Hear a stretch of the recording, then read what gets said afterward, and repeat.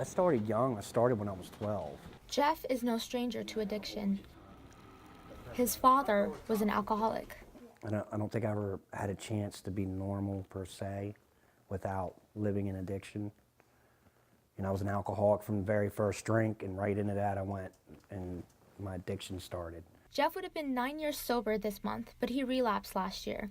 He's grateful the Champs House was there to extend a helping hand. They stuck their hand out immediately and, you know, pulled me out of the gutter, because that's where I ended up again. Champs House is a residential program in Bowie that helps men like Jeff transition from addiction to recovery. We get them from Yale, Jail, Park Avenue, Park Bench. They come from all different places.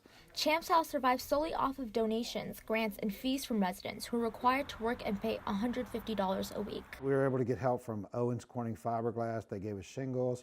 We were able to get help from the Maryland Building Industry Association, the Home Care Foundation, and Brothers Services to put a new roof on that. But donations are short-term fixes for Champs House. Clark says they need long-term funding. From a grant opportunity, we haven't been as fortunate in reaching out. There is funding coming from the federal government, the 21st Century Cure Act. We have not had an opportunity to get any of that money. He says a comfortable facility is important for the men's recovery. Not looking for Taj Mahal, but we're looking for a facility that is comfortable. You know, where they come in, they feel good about themselves. One of the many things that Champs House is able to provide its residents is a place where they can come work out during their free time. Champs House is able to make this happen through donations and sponsors. But we really also want to add programs to what we're doing here. We want to enhance our computer lab, maybe have a trainer. Clark says the majority of funding isn't coming to treatment centers like his.